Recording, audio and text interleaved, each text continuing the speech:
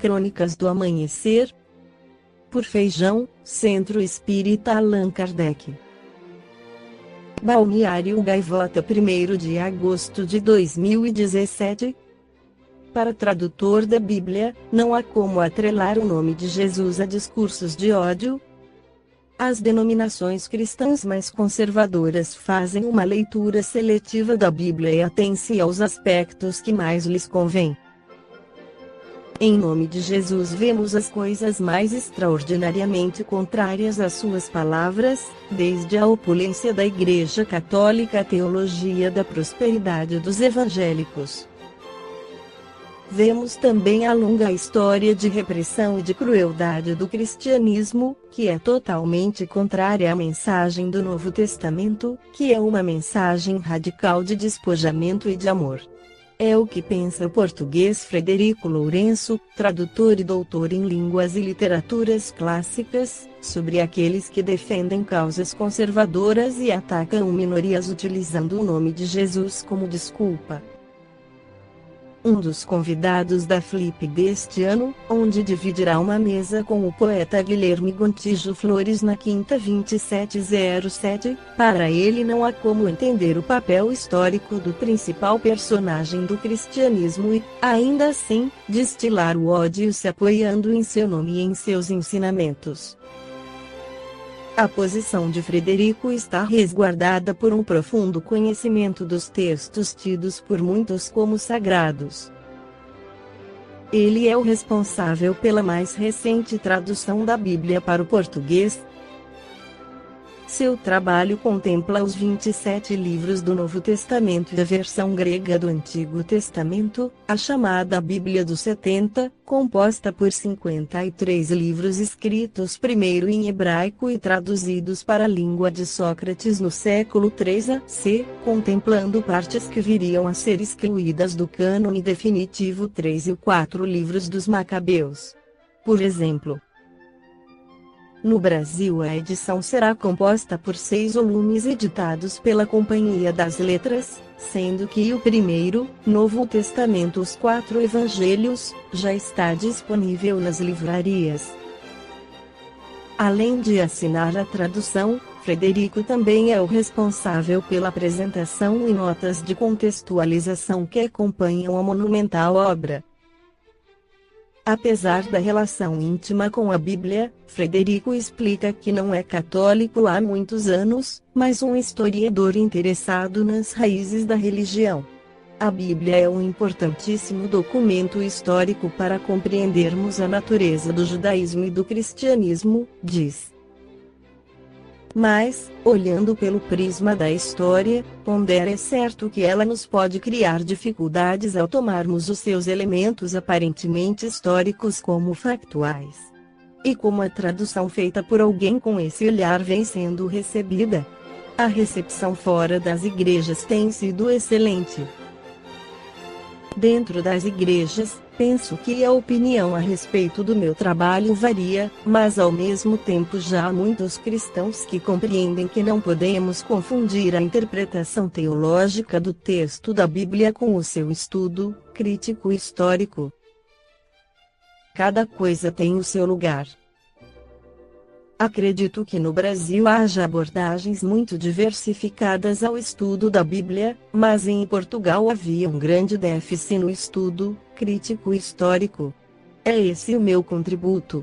Aprofundando-se nas discrepâncias entre a versão grega e a hebraica da Bíblia, Frederico explica que não há diferenças com relação ao Novo Testamento, mas indica algumas divergências muito interessantes com relação ao Antigo Testamento.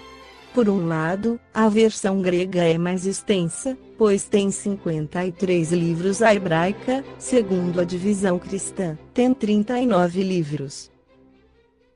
Em segundo lugar, o texto hebraico em que a versão grega se baseou era diferente do texto hebraico que conhecemos atualmente. É preciso perceber que o Antigo Testamento dos primeiros cristãos era grego, é por isso que as citações da Escritura no Novo Testamento tomam por base a versão grega. Jesus, vivendo o seu tempo, construiu valores universais únicos, que, pela profundidade e extensão, modificaram os aspectos culturais, sociais, políticos e econômicos da humanidade. Para o Espiritismo, esses valores são conceitos fundamentais, sendo a moral cristã o eixo de sua visão de mundo e interpretação da realidade. Jesus, para a doutrina, é um espírito que tem uma história ao longo da qual foi construindo seu conhecimento, diferenciando-se do nível médio da cultura terrena. Na medida em que vivenciou, em que desenvolveu experiências de vida, foi se fazendo presente, através da força de seu exemplo, da intensidade de sua coerência, da inovação e clareza do conhecimento que alcançou. O significado da síntese que construiu a respeito da existência, do ser humano, da vida, pode ser avaliado em um pequeno resumo de suas ideias, nos 2 mandamentos que nos legou: ame a Deus de todo o seu coração, de toda a sua alma e de todo o espírito, e ame seu próximo como a si mesmo. Essa é toda a lei e todos os profetas estão contidas nela. No Evangelho segundo o Espiritismo capítulo 11, Allan Kardec incluiu a mensagem do Espírito Lázaro, que confirma o pensamento do português Frederico Lourenço, tradutor e doutor em línguas e literaturas clássicas. O amor resume toda a doutrina de Jesus, porque é o sentimento por excelência, e os sentimentos são os instintos elevados à altura do progresso realizado. No seu ponto de partida, o homem só tem instintos, mais avançado e corrompido, só tem sensações, mais instruído e purificado, tem sentimentos, e o amor é o requinte do sentimento.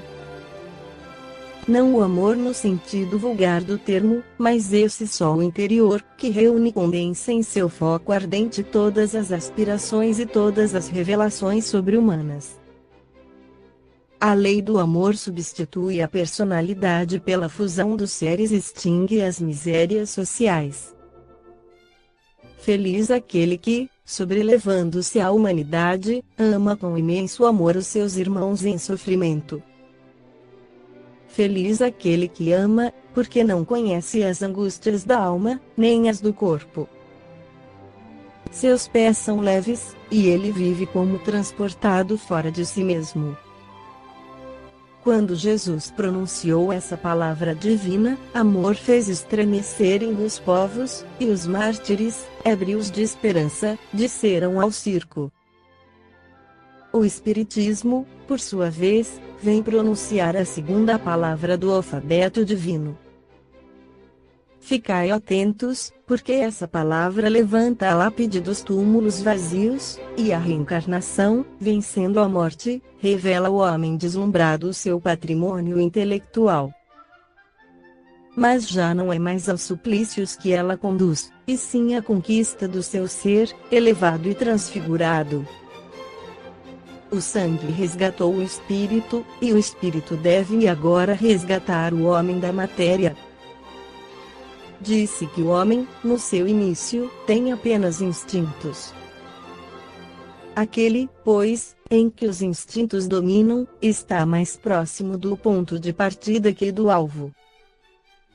Para avançar em direção ao alvo, é necessário vencer os instintos a favor dos sentimentos, ou seja, aperfeiçoar a estes, sufocando os germes latentes da matéria. Os instintos são a germinação e os embriões dos sentimentos. Trazem consigo o progresso, como a bolota oculta o carvalho. Os seres menos adiantados são os que, libertando-se lentamente de sua crisálida, permanecem subjugados pelos instintos. O espírito deve ser cultivado como um campo. Toda a riqueza futura depende do trabalho atual. E mais que os bens terrenos, ele vos conduzirá à gloriosa elevação. Será então que, compreendendo a lei do amor, que une a todos os seres, nela buscareis os suaves prazeres da alma, que são o prelúdio das alegrias celestes. Esta foi a crônica do amanhecer de 1º de agosto, por Feijão.